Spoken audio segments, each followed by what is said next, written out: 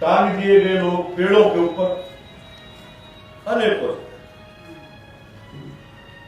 और एक समय के ऊपर इतना बड़ा आतंक पैदा हुआ था, अपने न्यू कहा करते कि राज के अगाड़ी और घोड़े की पछाड़ी नहीं आ रही।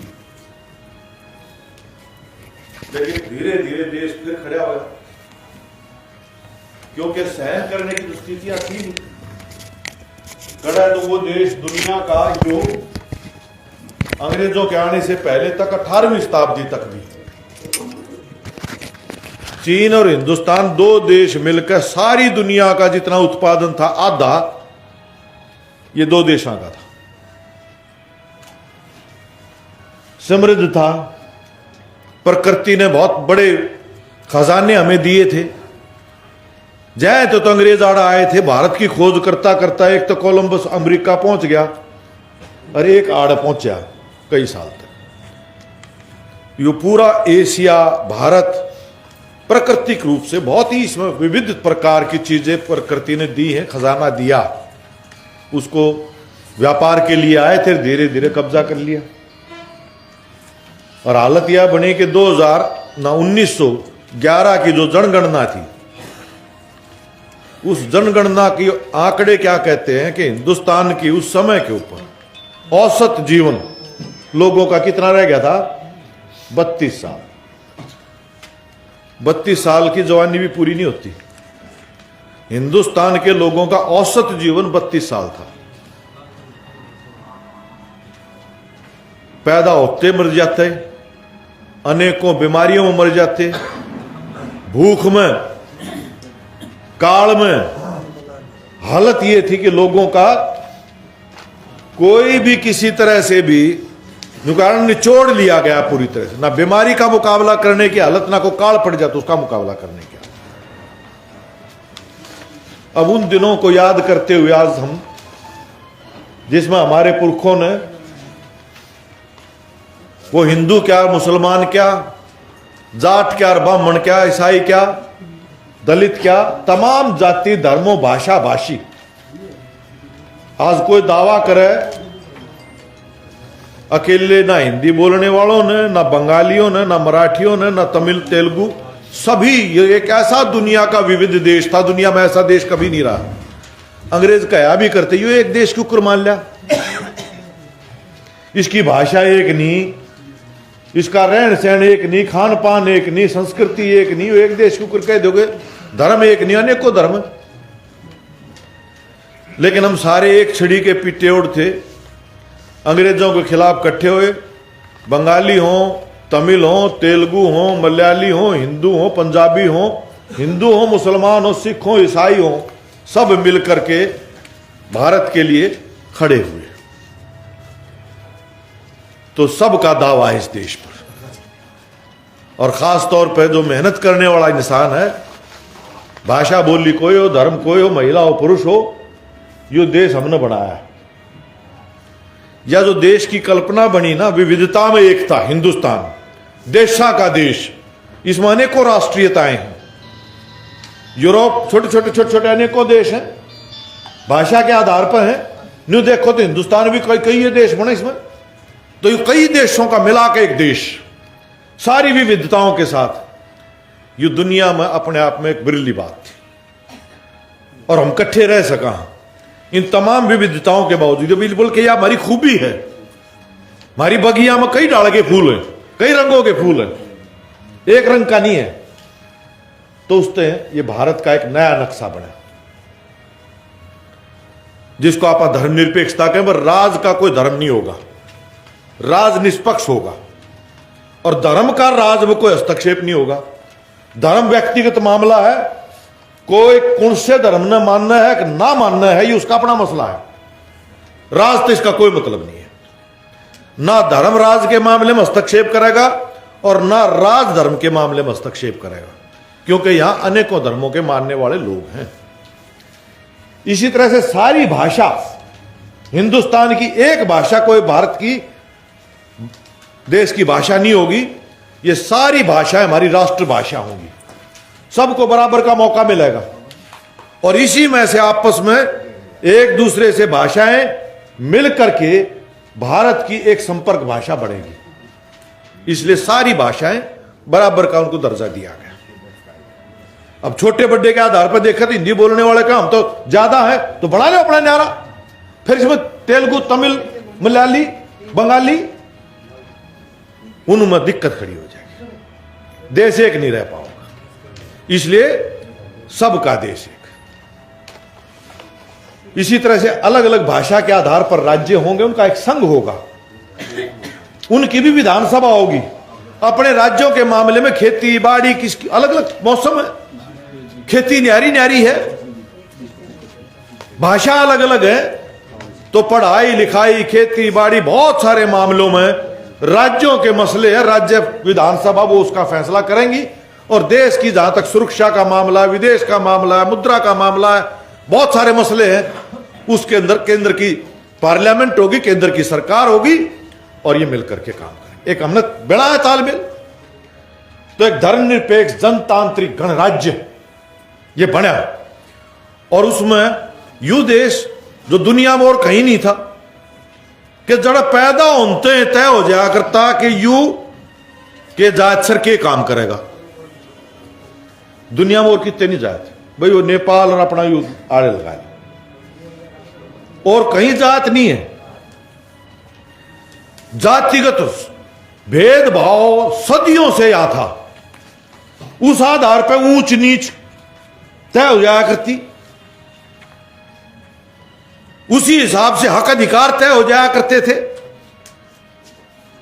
शिक्षा का अधिकार, ज्ञान का अधिकार, ये खेती बाड़ी काम धंधे करने वाले, आज ये जाट बेशक कितनी कुछ भी कहे जाओ, पर ये शूद्र थे, शूद्र माने जाते थे। मैं भी उसी परिवार से पैदा हुआ हूं, लेकिन अपना बचपन में अभी भी याद करके देखा, हम बामणा के बाणिया के घर में कोई भी सीधे तौर पर पानी तो ही नहीं पी सकता था।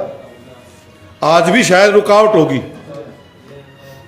शूद्र थे, अछूत थे,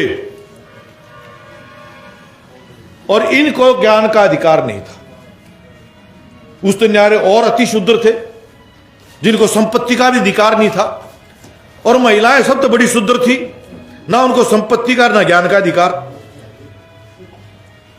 और उसी में तो मनुस्मृति बनी थी, क्योंकि एक समय के ऊपर देश में, अब लंबी बात नहीं करूंगा मैं, थोड़ी बात मैं ज्यादा समझ लियो, इसी देश में बहुत विचार पैदा हो, क्योंकि पुरानी सभ्यता है। बुद्ध का ज्ञान पूरे देश में बहुत पैमाने, बड़े पैमाने पर फैला था, वो समानता का विचार था। उसने यह कही थी नरक स्वर्ग और कितने नहीं है, आड़े हैं धरती पे, बुद्ध ने यह कही थी। ये जो पंडे पुजारी ये जो कहे झूठ कहे हैं, स्वर्ग और नरक आड़े है, इस तरह न्यारा नहीं है, ये बुद्ध ने कहा, और सब बराबर है। समानता का विचार था, वो एक विद्रोह था अपने आप में, वो एक विचार। और लंबे समय तक राजा अशोक तक भी बुद्ध धर्म का काफी हिंदुस्तान के ऊपर प्रभाव था। लेकिन धीरे धीरे जो ब्राह्मणवाद का जो हमारा वर्चस्व था, पहले भी था, इन्होंने बुद्ध के विचार के खिलाफ बाकायदा वैचारिक तौर पर भी, हथियारबंद तौर पर भी। क्या वजह है कि बुद्ध धर्म जो आड़ पैदा हुआ हिंदुस्तान में, आज आड़ हिंदुस्तान में नहीं है, बाहर दुनिया के काफी देशों में है। मार के बजाय किताबें फूक दी, मठ तोड़ दिए, और उस मातड़ी मनुस्मृति सबके तय कर दिए अधिकार, गैर बराबरी को पूरी तरह से तय कर दिया। मतलब मनु का दिया उड़ा है तो भगवान का दिया उड़ा है, उसमें क्या फर्क है। और ये ऊंच नीच को भी कह दी, जो शर्मा तो पैदा होया वो तो ब्राह्मण होया, वो तो ज्ञान का अधिकार है, वो तो ज्ञानी है, भगवान का दिया उड़ा है। और जो आड़े तो पैदा होया वो क्षत्रिय है, राजगण खातिर भुजाएं हैं उसकी। जो पेट में तो पैदा हो वो वैश्य है, और जो पाया में तो पैदा हो शूद्र है, और जो जड़े तो पैदा हो उसकी जंगा भी उड़े होगी।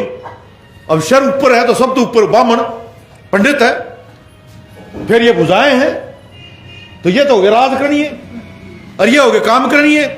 और जो पाया में तो पैदा हो तो सब तो नीचे है, और पां तो गंदे हो तुम घर में ही पढ़ो, पां धोगे पढ़ो हो बिला, इसलिए अछूत है।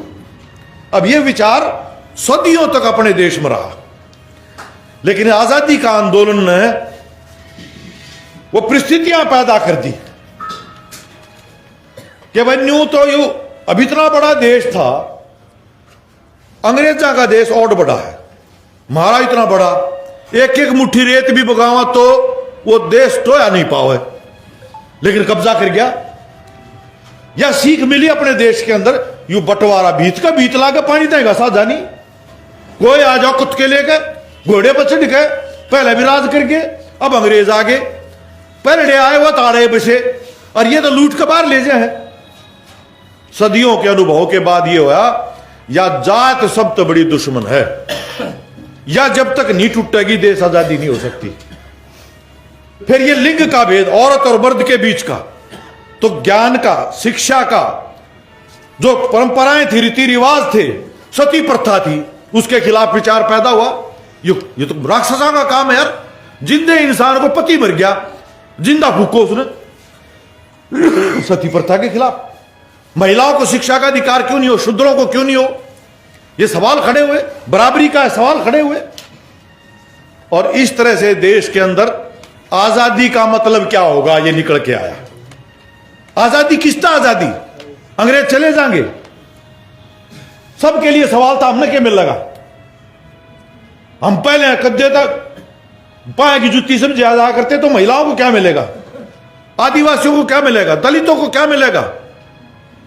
उन्होंने भी कहा कि युवा होंगे हिंदू ज्यादा, मुसलमानों ने क्या मिलेगा, तो मुसलमान अपना न्यारा मांगो, दलित अपना न्यारा मांगो, तोड़ने की कोशिश की, फूट डालने की, राज करने की यह नीति चलाई। यो एक मंथन चला दुश्मन मर मारे में, भाई कैसे हम इकट्ठे रह सकते हैं। उस आधार पर ही तय हुआ कि हिंदुस्तान में जो पैदा हो गया, औरत हो, मर्द हो, भाषा बोली, जात धर्म कोई भी हो, भारत में पैदा हुआ हर आदमी हो, एक नागरिक की पहचान होगी, हर नागरिक बराबर माना जाएगा, और वोट तो चुनाव होगा, सब न वोट का अधिकार होगा। जिसने चपाड़ पर चढ़ने का अधिकार नहीं था, घूंघट में रही थी, वह चुनाव की आबादी है, वो खुद प्रधानमंत्री बन सकती है, मंत्री बन सकती है, एमएलए बन सकती है, उनको यह अधिकार होगा। जो जुतियां में बैठा करते दलित जिन कहा करते, वह उनके लिए बाकायदा शासन में भी प्रशासन में भी आरक्षण होगा, उनके लोग चुनेंगे, वो आएंगे, वो देश के राष्ट्रपति भी बन सकते हैं, वो आदिवासी हो, दलित हो, कोई भी हो। अब ये देश को बचाने के लिए एक था, अंग्रेज जो इसको टुकड़े टुकड़े करना चाहता था, उसके मंथन में से विचार निकल के आया, जो देश पैदा हुआ, उसमें से संविधान निकला।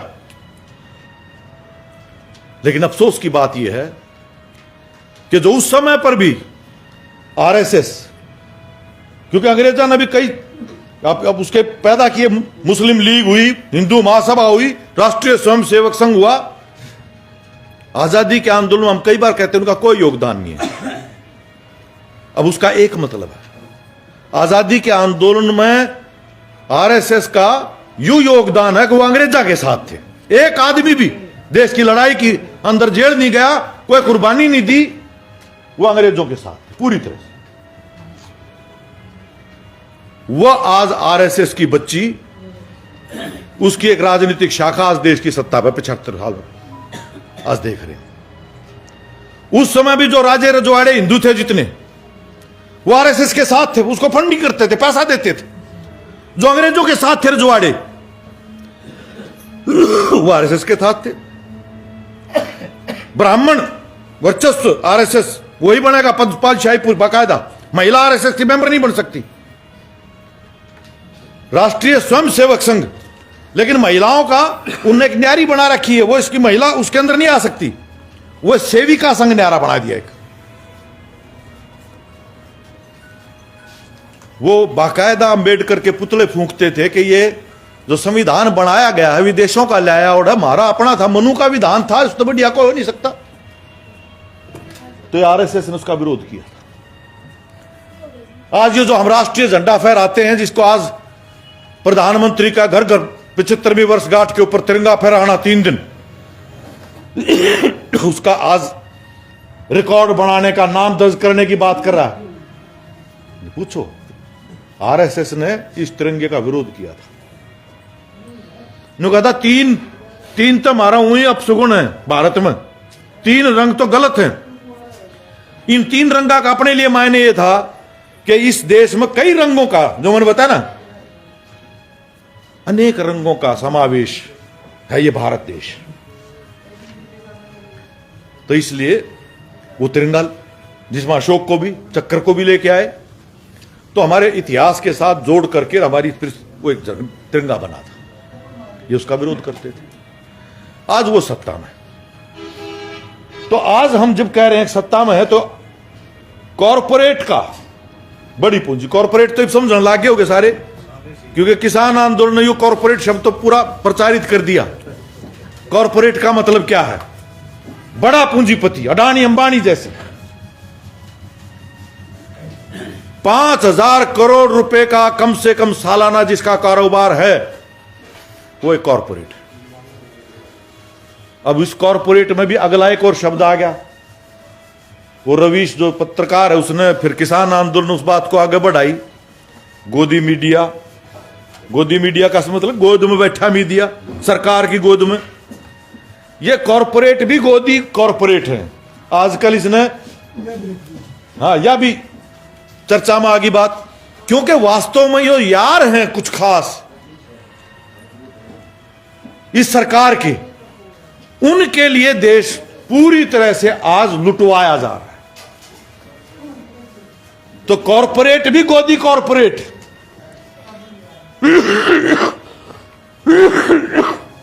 अपने सगे, उनके खुद के।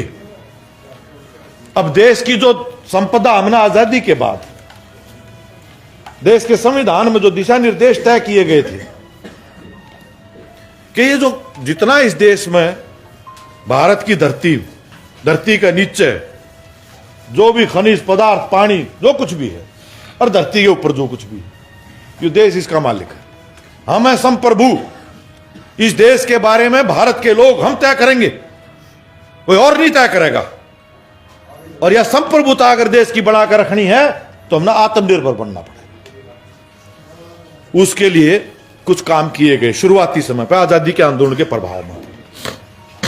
जैसे अगर देश को आगे बढ़ना है तो नेहरू ने कहा, बड़का ने पढ़ाओ, बिना पढ़े कोई समाज आगे बढ़ेगा नहीं। ये मंदिर है स्कूल। तो हमने भी याद उन देना की गामा की पंचायतों ने इकट्ठे होकर ने जमीनें तो दी, चंदा इकट्ठा करके स्कूल बनाए थे। और इन स्कूलों में बालक पढ़े, इन में पढ़े और हमसा, इन में तो पढ़े और उस समय के मेरी उम्र के जितने भी हैं, डॉक्टर हो, इंजीनियर हो, नेता हो, अफसर हो, वो इन स्कूलों में पढ़े थे। साजे के स्कूल थे। मास्टर के बालक भी उनमें पढ़ा करते, सरपंच के भी उस समय पढ़ा करते, ब्राह्मण का हो चाहे वाल्मीकि का हो, किससे का हो, सबके बालक इस समय पढ़ा करते। तो ज्ञान के बगैर, विज्ञान के बगैर देश आगे नहीं बढ़ेगा। इसके लिए देश के लोगों आपको यह करना पड़ेगा। उसी में से हमने बड़ी इंजीनियरिंग की IITs बनाई, नई तकनीक खोजी गई, बांध बने, नहरें निकली, खेती बाड़ी के अंदर व्यवस्था की गई, नई नई यूनिवर्सिटी खोली गई, नई खोज करो बीज, बाहर से दाने लेने पड़ा करते थे।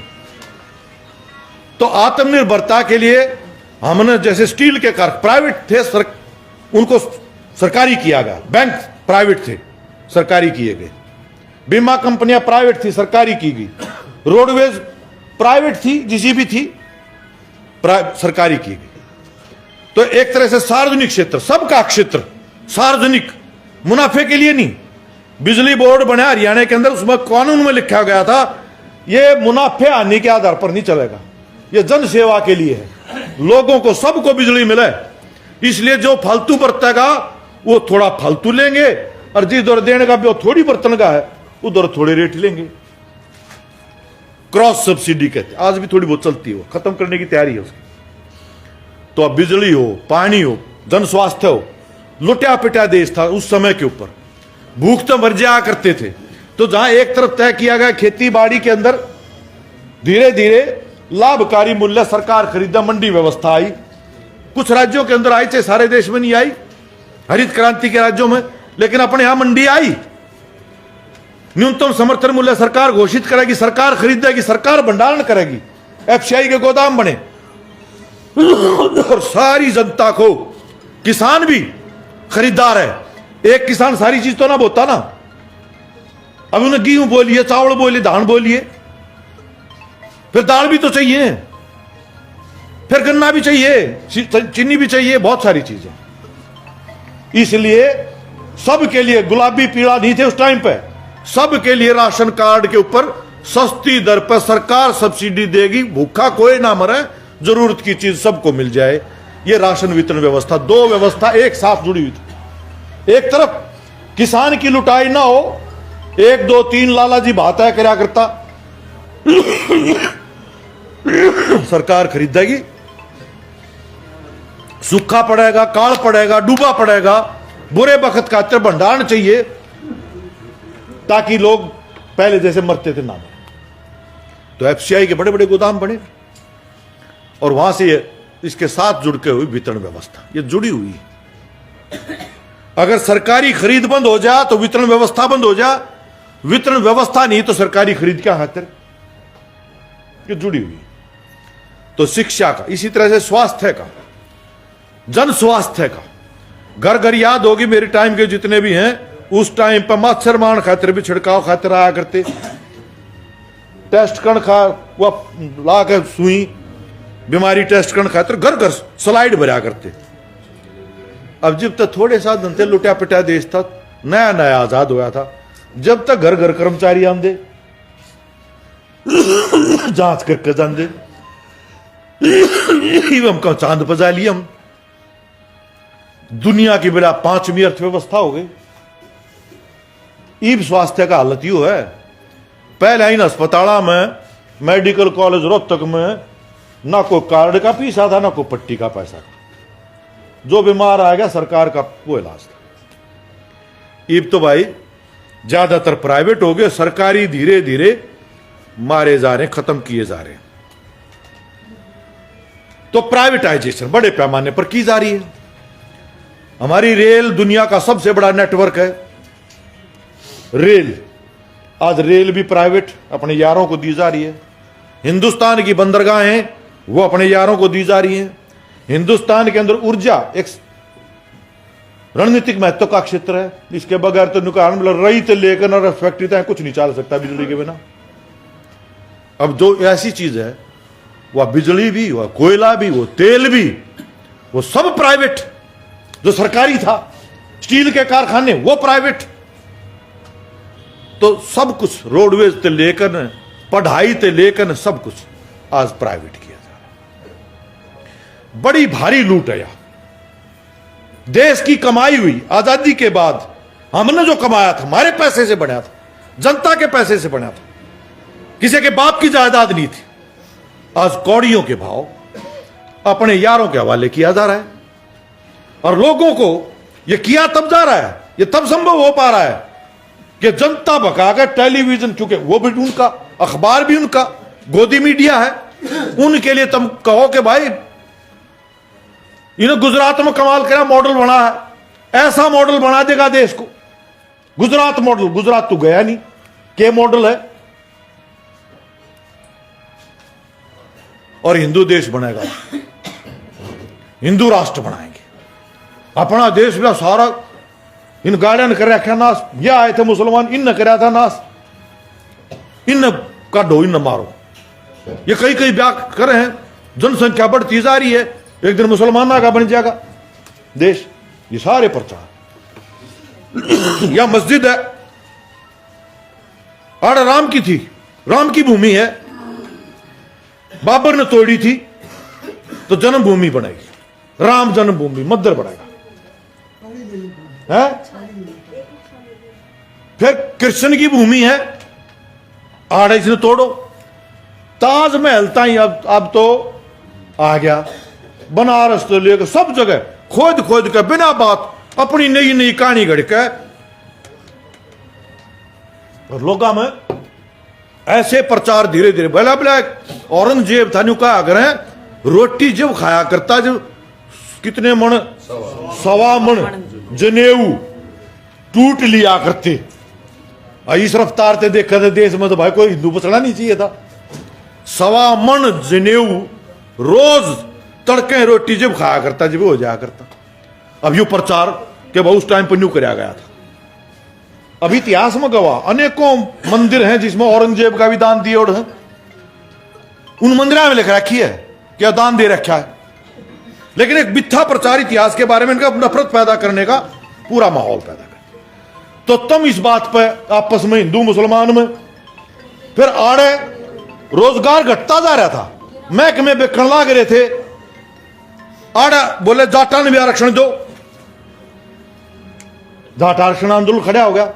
फिर ये बोला भाई दलितों में भी ए कैटेगरी करो, बी कैटेगरी करो। अब नौकरी जान लाग रही है, पढ़ाई बिकने लाग रही है, नीतियां ये बन रही हैं। जब पढ़ाई लिखाई वह प्राइवेट हो जाएगी तो यार आरक्षण का क्या बनेगा। जब नौकरी ठेके पर चली जाएंगी और जान लाग रही। 1980 में हरियाणा के आंकड़े देख लो आप, 2.5 लाख पक्के कर्मचारी थे। आबादी उसके बाद तो 3 गुना होगी, तो उसके हिसाब से तो आज साढ़े कितने होने चाहिए थे, 7.5 नौकरी होनी चाहिए थी पक्की। और गेर तो उल्टा लग गया। नौकरी तो 2 लाख भी कोई ना पक्की आज ठेके पे हैं, आउटसोर्सिंग के हैं। अरीब तो वह आ गया कौशल रोजगार निगम 11 महीने खातिर है, 11 महीने पाछा फिर देखेगी सरकार। तनख्वाह न्यारी न्यारी है, थोड़ी तनख्वाह, पद कोई है नहीं, पेंशन मिलेगी नहीं और कोई लाभ मिलेगा नहीं। तो यो जाट और गैर जाट बाड़ा बना दिया। अब राज करने वाले के लिए इश्ते न्यारा, लूट के लिए इश्ते न्यारा और कोरानी के लोग जो देश जो बनाता है, जो जिसको देश को जिसने बनाया है, मजदूर है, किसान है। आबादी हमारी ज्यादा, वोट हमारी ज्यादा है। अब इन लोगों को अगर आपने इन्हीं से वोट लेकर राज चलाना है तो अगर इन मसलों पर होगा, शिक्षा का, स्वास्थ्य का, खेती का, रोजगार का, तो ये तो उजड़ लाग रहा। वोट हमारी, राज उनका है। वो इसलिए है कि सारा तंत्र अपने यहां दिमाग के रूप में, यहां दिमागी गुलामी के जात के आधार पर, धर्म के आधार के ऊपर लोगों को बांटो। और उसके बाद भी जो अपने बीच में है, जो काम करने वाले हैं, बोले इसका क्या बस की बात सही है। रमेश बेचारा रोज लड़ा, रमेश रोज लड़ा प्रकाश, पर चौधरी वो है जिसका भाई गाड़ी है, बंगला है, मोटे मोटे टायर गाड़ी है, बंदूक लेकर चल रहे हैं। याड़ा भाई 100 आदमी होका भरनी है, वह चौधरी कोई ना कोई काम करवाओगा तो ओए करवाओगा।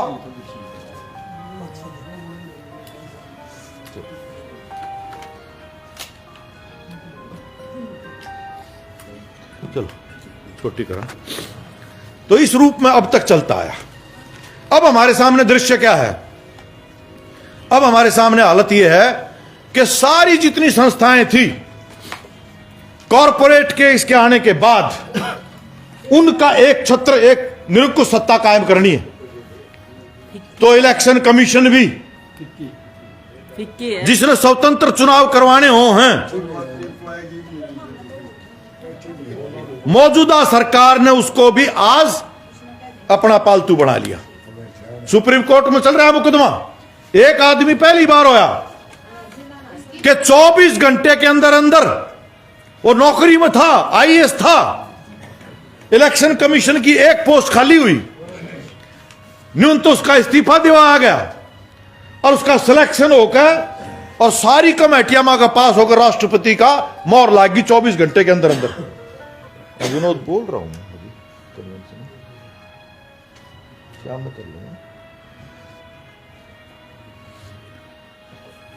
चल रहा है मुकदमा तो सुप्रीम कोर्ट में, पर बनेगा कि सुप्रीम कोर्ट में न्याय मिलेगा जस्टिस को, क्योंकि कोर्ट आजकल फैसले कर रहा है, न्याय नहीं कर पाता, कोर्ट पर दबाव है।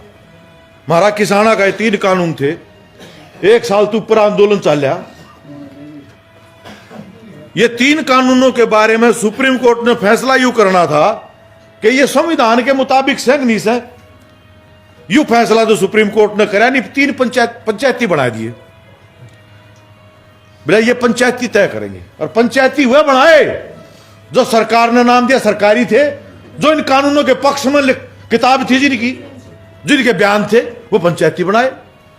ये सुप्रीम कोर्ट आजकल अपना एक आधा आ जाए फैसला फिर भी कौन सा बेंच है, क्योंकि जज इनने भर दिए, फौज में, पुलिस में, जुडिशरी में, सब जगह के ऊपर आरएसएस आज कब्जा कर रहा है। हालत पहुंच गई फौज की भी, कहां पहुंच गई, 4-4 साल के ऊपर अग्निवीर लागेंगे इनमें तो 25% लेंगे छाट के, फिर वो 25% वो होंगे जो पूरी तरह से गुलाम बनेंगे, अफसरा की जो कहेंगे उनके घर के बर्तन भांडे भी मांजेंगे, लत्ते भी धोएंगे, कुछ भी करवा लियो, क्योंकि 25 साल न 25% ने 4 साल 5 साल की नौकरी करनी है, नौकरी रखनी है तो अफसरा की गुलामी करनी है। और गुलामी कौन फालतू करेगा, इनके बीच में यो कंपटीशन होगा, ये बनाया हमारा। तो आज तमाम संस्थाएं कब्जे में, देश के ऊपर पूरी तरह से तानाशाही थोपने का, कोई भी बोलता है जेल में करो, भीतर करो, तो ये बातें तो आप करते रहते। अब इस हालात में जब देश आज टूट रहा है, अंदर से तोड़ा जा रहा है, खोखला कर दिया गया, जाति पे धर्म पे लड़ाओ, और आड़े ताएं बात पहुंच रही है कि देश में गृह युद्ध हो सकता है। जिस तरह से धर्म संसद आज आयोजित होकर के सीधे आह्वान किए जा रहे हैं कि बर्मा की डाला मारो, नरसंहार करो, कत्ले गारत करो, तो कड़ा पहुंचेगी। तो एक तरफ तो देश अंदर से खोखला है, दूसरा ये मैंने आपको बताया, आप सबको पता है, रोज चर्चा करा आपा कि बिक रहा है सब कुछ जो था अपना, और उस आधार पे हमारे नौजवानों के लिए गुलामी की नौकरी, फौज की नौकरी, गुलामी की नौकरी, आड़े भी किसी भी महकमे में वह गुलामी की है। ठेके के ऊपर है, 1 साल खातिर है, अफसर की चाकरी करेगा तो उसका अगले साल भी पर एक्सटेंशन मिल जा, चाकरी नहीं करेगा, गुलामी नहीं करेगा तो वह फिर जा कद्दे मांगे कह देगा जा। हर महकमे में ये जितना कानून थे अब तक देश में जो बने थे नौकरी के लिए, मजदूरों के लिए, 8 घंटे का काम होगा, न्यूनतम वेतन होगा, घटना दुर्घटना का लाभ होगा, प्रसूति भत्ता मिलेगा, रिटायरमेंट बेनिफिट होगा, फलाना होगा, सारे तो कानून थोक के भाव में खत्म। अब तो ऊपर मालिक जाने क्या घंटे काम लेगा, कितने दिन रखेगा, क्या तनख्वाह देगा, ये वो जाने, सारा अधिकार उनको दे दिया, जितना चाहो निचोड़ो, मर्जी है थारी, पूरी छूट दे दी। दूसरी तरफ यह है खेती बाड़ी, चलो कानून तो वापस हो गए, पर खेती में संकट का जो मामला है, अब आपका खाद है कि तेल है, जो भी लागत है वह तो लगातार बढ़ती जा रही, महंगी होती जा रही, पैदावार घट, वह पैदावार रखनी है तो खाद भी थोड़ा फालतू गिरना पड़ेगा, पानी भी उसका दूरदार तक तो व्यवस्था करनी पड़े, तो खेती के अंदर लागत बढ़ती जा रही, आमदन घटती जा रही, कर्जा बढ़ता जा रहा, और इस वजह से देश में हर साल लाखों किसान वो मजदूरों की कतार में भूमि होकर शामिल हो रहे हैं। हर साल जो छोटा किसान है वो जमीन को आज बचा नहीं सकता। क्या स्थिति आज हमारे सामने, स्थितियां बदल गई, क्योंकि हम जब किसान की मजदूर की एकता की बात करते हैं ना तो उसमें एक दिक्कत है, क्योंकि परंपरागत रूप से तो गांव गमाएं थी खेती, और ये जात के आधार पे थी, तो जड़ा जो खेती करनिया था, बाकी जात जो थी, कुम्हार है, लोहार है, जो भी अलग अलग चमार है, अलग अलग जातियों के जो लोग थे, खेत जाति के आधार पर पेशे थे, जजमानी थी, लंबे समय तक ये रिश्ता था, तो ऊंच नीच भी मानी जाती थी। अब तो बदल गया बहुत सारा, अब रिश्ते बदल गए। वह न्यारी बात है कि दिमाग उड़े खड़े हैं, अभी भी किसान यूं सोचा है उसके खुद के खूड बिकड़ लाग रहे हैं, संकट में है। आज कोई किसान 80% हरियाणा का मैं ठेका लूं, सर्वे है क्रियाउड, अपने अपनी खुद की जमीन के ऊपर अगर घर में कोई और नौकरी पेशा कोई और काम ना करो, सिर्फ अपनी जमीन के ऊपर खेती करके 80% से ज्यादा किसान हरियाणा का वो जिंदा नहीं रह सकते, वो जीविका नहीं चला सकते, सिर्फ अपने अपने खुद आते।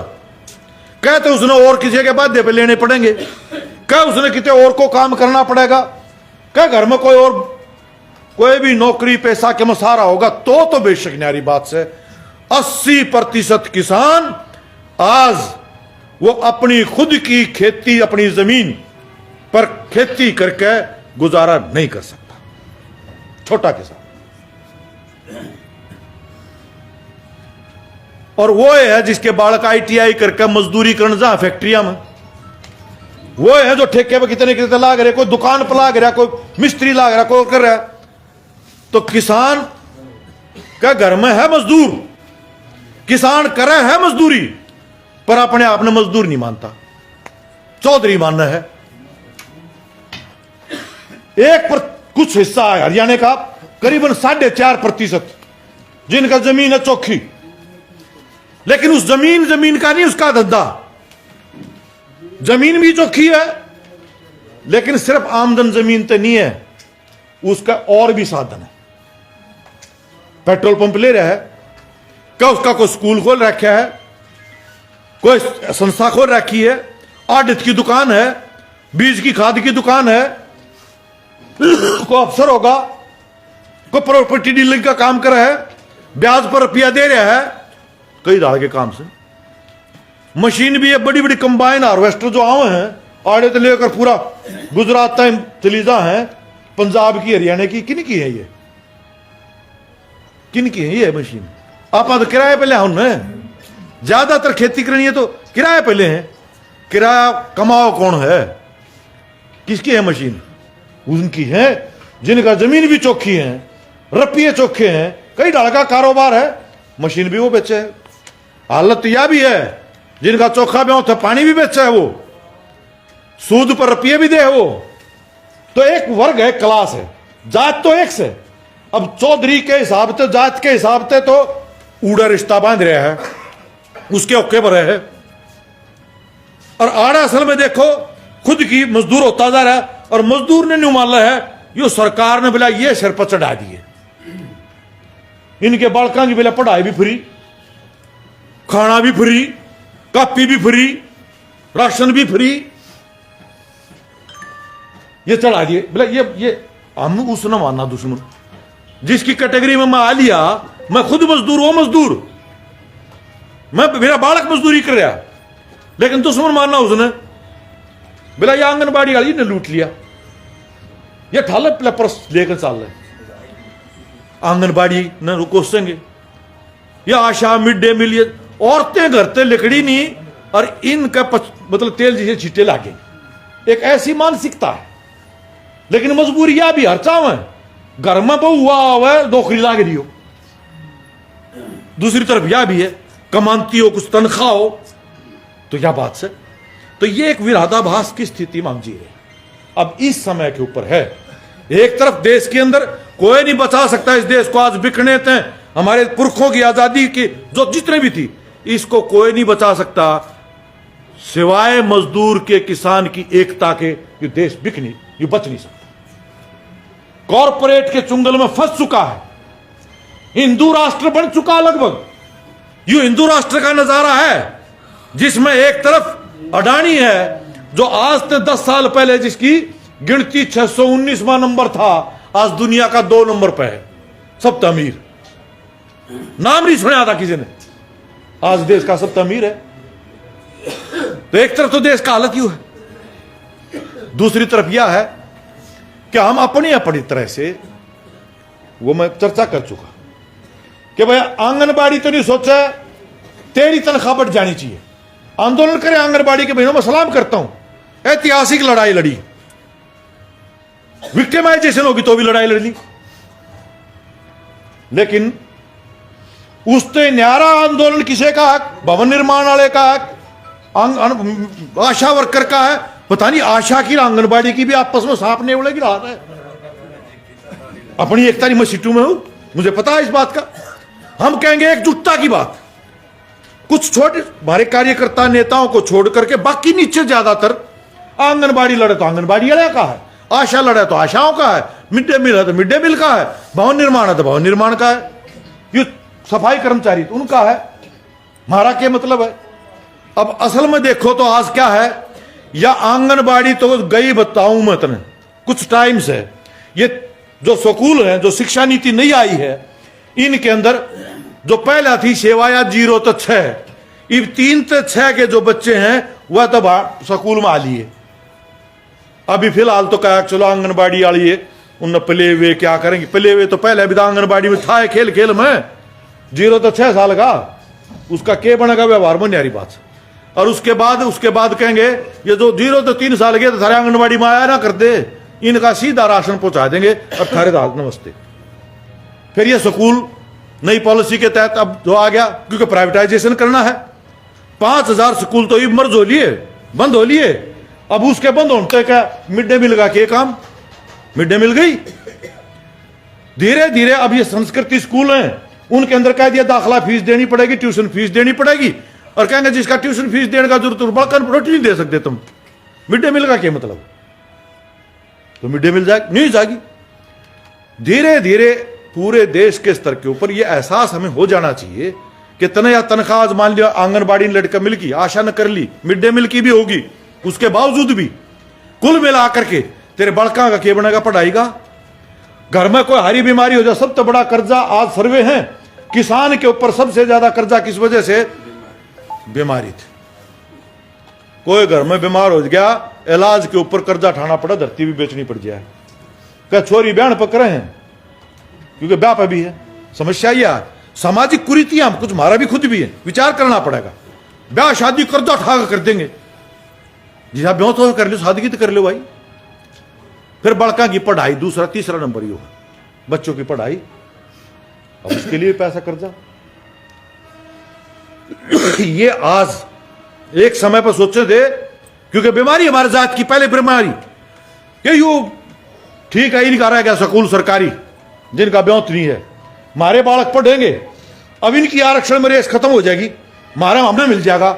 हालत क्या है, ये बालक आज 40वां दिन है, मेडिकल कॉलेज करनाल का, रोहतक का, नू हड़ताल पे है, मुलाना, ये मेडिकल के पढ़ाई करनी है, बालक 40 दिन हो गए हड़ताल पे हैं। क्यों हैं? 40 लाख रुपये सरकार का बॉन्ड भरना पड़ेगा हर साल, 10 लाख का बॉन्ड, 10 लाख का बैंक के लिए बॉन्ड, और वो सरकारी कॉलेज में। अब 10 लाख रुपये आज बॉन्ड भर दिया, 5 साल में 50 हो जाएंगे। सरकारी नौकरी की सरकार गारंटी नहीं कर दी, ठेके पे देगी, मिल गई तो सरकार का है कि बॉन्ड 18 में भर दूंगी, अगर नहीं है तो तब देना पड़ेगा। अब उसका ब्याज देखो, चक्रवर्ती ब्याज 5 साल में कितने का हो जाएगा, आए महीने कितने रुपये होंगे। बहुत सारे बालक MBBS में जिनका आज दाखला है वो पढ़ाई कर नहीं सकते अगर बॉन्ड की पॉलिसी लागू हो तो। मेडिकल की पढ़ाई जो अब तक हमारे अपने गांव के बालक भी, गरीब के बालक भी मेहनत करके जो डॉक्टर बन जाया करते, उनके लिए दरवाजा बंद। कुरुक्षेत्र यूनिवर्सिटी में 48 घंटे हो गए, दिन और रात लड़के लड़कियां बैठे हैं हड़ताल करके। क्या बात खातिर? हॉस्टल के खर्चे बढ़ा दिए, और वह खर्चा देने का ब्योत नहीं, अगर वह लागे तो कई बालकों ने पढ़ाई छोड़नी पड़ेगी। तो पढ़ाई को लगातार सरकार की तरफ से प्राइवेट करना है, इसलिए जगह जगह हालत ये हो रही है, ये मनुस्मृति वाला विधान न्यू लागू होगा। सीधे तौर पर तो अब नहीं कह सकते कि इन लोगों को अब शिक्षा का, ज्ञान का अधिकार नहीं हो सकता, लेकिन अपने आप गरीब लोगों के लिए ज्ञान का अधिकार आप खत्म हो जाएगा अगर सरकार शिक्षा के ऊपर खर्चा कम कर दे। अगर महंगा कर दे तो किन के बेटा बेटी नहीं पढ़ पाओगे? मजदूर के, किसान के बेटा बेटी नहीं पढ़ पाओगे, उनके ज्ञान का अधिकार खत्म किया जा रहा है। तो ऐसी स्थिति में है आज ये मजदूर की, किसान की एकता। देश को बचाना है तो हम बचा सकते हैं, मजदूर किसान इकट्ठा होकर के बचा सकता है, लेकिन उसको अपने बीच में जो अब तक हमारी जो दूरियां न्यूनी, आड़गाम में झगड़ा हो गया, एक में जींद में दो मानसा का झगड़ा है, झगड़ा मेरा और तेरा, चलो नाम तो तुम पापा बता दोगे, मार पिटाई कर दी, मानसिकता वही है। अब एक तो यह है कि भाई जिसने कर दी पुलिस केस हो गया, पुलिस जांच कर ले, कार्रवाई करे, लेकिन उसके साथ इकट्ठे हो गए ना, गलत फंसाया, मुकदमा उसका घर पहुंच गया, दारू पी के कुछ उल्टा लेके, उनने एक शिकायत और कर दी, ये और आए थे, वह फिर जात के मामले बढ़ते चले गए, न्यू नाली जात उनने बचान मर, न्यू नाली जात दूसरी डाल बनेगी, दो पाड़े। एक तरफ ऐतिहासिक किसान आंदोलन लड़ा जा रहा है, मजदूर किसान एकता की बात हो रही, और दूसरी तरफ एक गांव में छोटी सी बात के ऊपर वह मजदूर किसान की कितनी गहरी एकता है, कितनी गहरी जड़ है, वो जड़ पाड़ के दिखाई दी। न्यू ना चल भाई, ये खेलनी मिलनी माता को ना आड़ फोड़ है। आज जो खतरा है इसके लिए दिमाग बनाना पड़ेगा, ये पुरानी मानसिकता छोड़नी पड़ेगी, मजदूर को छाती लगाना पड़ेगा। अगर कोई गांव में कोई भी चौधरी, कोई भी ठेकेदार, कोई भी बदमाश अगर कोई जाति करता है तो किसान सभा को, किसान संगठन को उसके साथ खड़ा होना, न्याय के पक्ष में खड़ा होना पड़ेगा, न्याय के पक्ष में खड़ा होना पड़ेगा। यो सीख है हमारे इतिहास में। अकेले अकेले भी पोजीशन ली, आज डर लागे है गांव के आप कदे न्यू टूट ना जा, लेकिन धीरे धीरे रास्ता न्याय का है तो लोग आकर समझ में आओगी रास्ता ही, और वो जुड़ेंगे। यह कन्वेंशन आपा जगह जगह इसलिए करने की जरूरत है कि मांग तो रखेंगे अपना, साझी हैं, लेकिन उससे पहले मानसिकता की बात है कि हमने आज 1 लाख किसान लड़े थे, आपा समझौता भी हुआ था न्यूनतम समर्थन मूल्य के ऊपर। क्या करिए सरकार आज न्यूनतम समर्थन मूल्य पे कर रही है, कमेटी बना दी, उसमें तो तू दे दे अपने 2 नाम, 25 नाम और से उसके जयकारे बोलनी है, तेरा गुट्ठा लगवाना चाहो है। अच्छी बात है कि संयुक्त किसान मोर्चा ने कहा कि इसका भाग हम नहीं बनेंगे, हम झूठा गुट्ठा लगा खाते हम, लेकिन वो नहीं करना चाहते। कहा था कि थारे तो बतला के कानून बनेगा बिजली का, नहीं तो नहीं बनेगा। वो आ गया बिजली का कानून, तो टेबल पर आ गया, पार्लियामेंट में रख दिया गया, बिजली बेचेगी, उसका यार को लेना है भाई, तो अकेले अकेले नहीं होगा। इसी तरह से मजदूरों का जो तय कहे थे, हमारा क्या मतलब इस किसान आंदोलन तो जाटा का आंदोलन है भाई, इस आंदोलन में जान हमारी मजदूर को, किसान को समझ लेनी चाहिए, किसान के साथ एकता में ही जान है। अगर आज किसान पिट गया, उसका न्यूनतम समर्थन मूल्य नहीं है, एफसीआई गई, ये नए नए आज गोदाम बन लाग रहे, अडानी के स्टील के गोदाम है, अगर गोदाम प्राइवेट होगा तो यार समर्थन या आपका राशन वितरण व्यवस्था या क्यों होगी, जा चुकी काफी हद तक, राशन व्यवस्था नहीं बचेगी। इसके साथ अगली बात बता रहा हूं, इसके साथ यह भी है कि अब एक समय के ऊपर खेती बाड़ी में, क्योंकि कोई मजदूर आज खेत मजदूर सिर्फ खेती पर दिहाड़ी करके गुजारा नहीं कर सकता, मशीन आ गई और चीजें आ गई, तो यूं आया था 100 दिन का काम गामा के अंदर आया था, वो किसी जाति पर न्यावड़ नहीं, गांव का कोई भी आदमी, महिला हो पुरुष हो, मांग कर सकता, उसको काम मिले, कानून तो यूं था। लेकिन मोदी जिस दिन आया था उस दिन कहा था कि थारा यू ना मैं वो मेमोरियल बनाऊंगा कांग्रेस का, जो खड़े खुदवाए हैं तुमने, तो मेमोरियल का मतलब तो समझते होगे तुम, बुत बना आकर हैं, वो जिंदा नहीं रहता, यानी कि इसको खत्म करने का। या आपदा आ गई थी बहुत बड़ी संख्या में, इसलिए इनको थोड़ा बहुत नरेगा के ऊपर पैसा खर्च करना पड़ गया, लेकिन अब नरेगा को खत्म किया जा रहा है। दिहाड़ी उसमें फिर भी देखो दिहाड़ी बढ़ नहीं रही है, न्यूनतम वेतन हमारा भी 7 साल हो गए बढ़ नहीं रहा है। तो कुल मिलाकर के मजदूरों के लिए आज जिस तरह की आज गुलामी की स्थिति पैदा की जा रही है, इसमें अगर दोनों मिलकर के, हमने लड़ाई नहीं लड़ी, आप यह भी देख लो, गांव में श्यामलाती जमीन है, पंचायती जमीन है, ठीक है, उस पर गिद्ध दृष्टि है, जमीनें होगी महंगी हरियाणा में, क्योंकि हरियाणा में मेरे तो हाईवे लिकड़ गए, इन हाईवे के बराबर बराबर कॉरपोरेट की नजर है, जमीनें होगी महंगी। तो ये जो शामिलाती पंचायती जो जमीन है ना, ये करोड़ों रुपया की है, इन पर उनकी नजर है। तो कई बार तो सरकार भी कहे तुम दान दे दो जमीन, थारा गांव में यूं करवा देंगे वह करवा देंगे। हालत तो यार, जो गांव का स्कूल दिया था गांव, आज सरकार उसने अपने नाम करवाओ है, स्कूल तो हो जाएगा बंद, मर्ज कर देगा, और फिर उसने स्कूल ने अपने यारातें दे देंगे, बेचेंगे, उनको हवाला करेंगे। एक तरफ तो या दृष्टि है, जगह जगह कितने कहेंगे अस्पताल का, कितने क्या है के नाम पर, कितने क्या है के नाम पर जमीन दान में ले लो और फिर वो अपने कॉर्पोरेट को दे दो। और हालत तो ये आपने भी देखो, एक बात सोच चढ़ी है, मैं भी गांव में रहा हूं, आपने क्या प्रथा है, जिसका बिला जोत फालतू, जिसका फालतू जमीन है, उसका कुरडी का प्लाट भी बड़ा, उसका रियास का प्लाट भी बड़ा, उसकी होनी चाहिए। फिर जिसका थोड़े, जिसका चौखी है वो तो अपनी खरीद भी लेगा, पहले भी बतेरी है। लेकिन आज के समय बड़े बड़े हैं जिनने अपने कब्जे भी कर रखे हैं। छोटा कोई किसान, कोई मजदूर की तो थोड़ी बहुत अगर रियाज कर ली, उनको उजाड़ो, इसने पंचायती जमीन खाली करवाओ। मैं देखो गुड़गांव के आसपास भी मजदूरों की बस्ती जो पिछले 40 साल से थी, खोरी गांव बस गया था, कई हजार मजदूर रहते थे।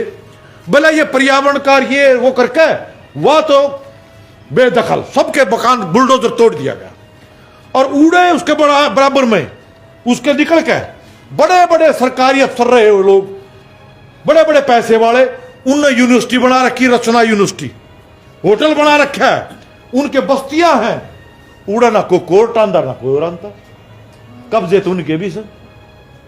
तो राज उनके साथ है जिनका बहुत से, राज में भी कौन है, जिनके पास पैसे में जो 4% तो बताया ना हरियाणा के अंदर, जिनके पास जमीन चौकी है, जिनके साधन हो रहे हैं, उनके बालक अफसर है, उनके नेता है, उनने मात्र राजनीति करने वाले हैं, चौधरी उनके पास है, उनकी कोई नहीं, छोटे मजदूर का।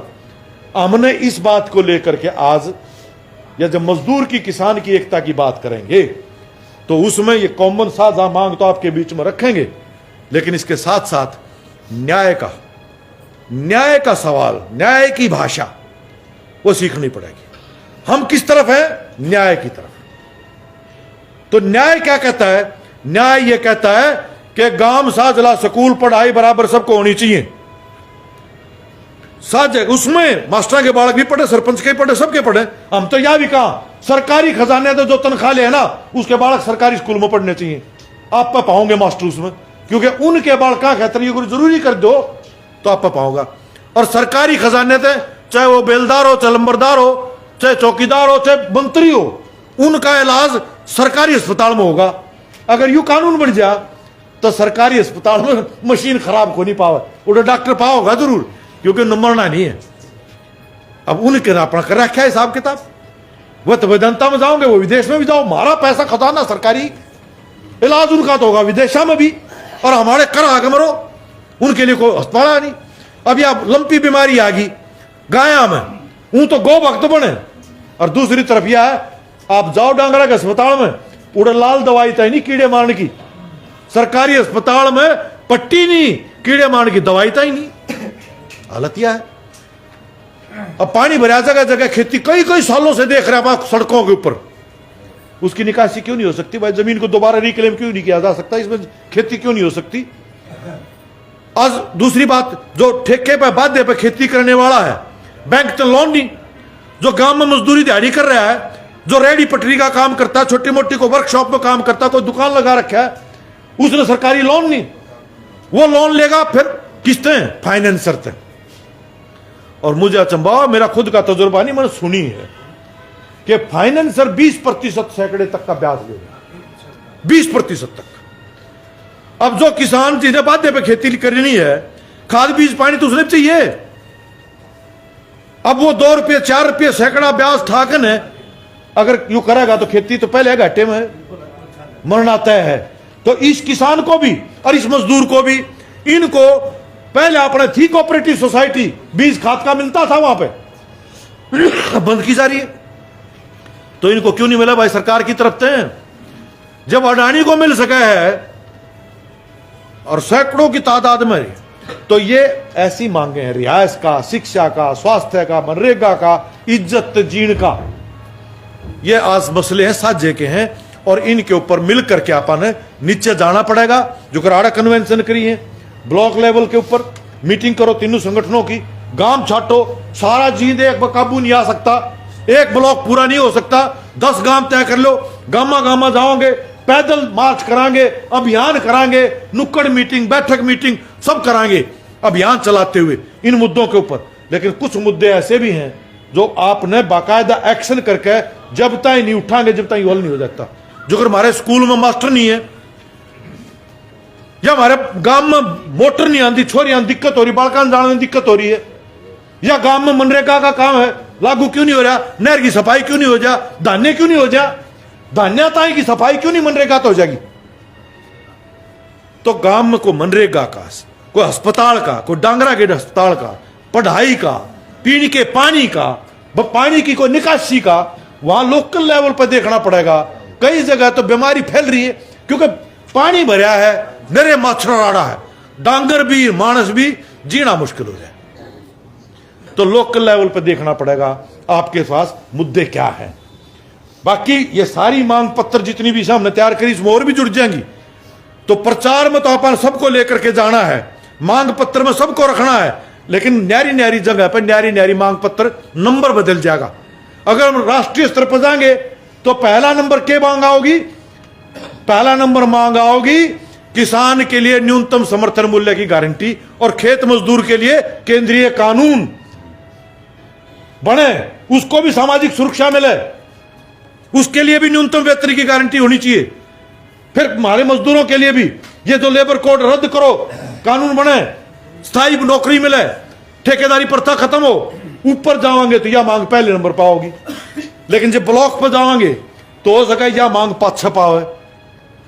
प्रचार में तो आएगी लेकिन पहली मांग कौन सी पाओगी, गांव में अस्पताल है पर उड़ा को डॉक्टर नहीं है, गांव में स्कूल तो है पर मास्टर नहीं है, उसकी 4 दीवारी टूट रही है, गांव में पानी भर रहा है, गांव में पीने का पानी नहीं है, गांव में मनरेगा का काम नहीं है।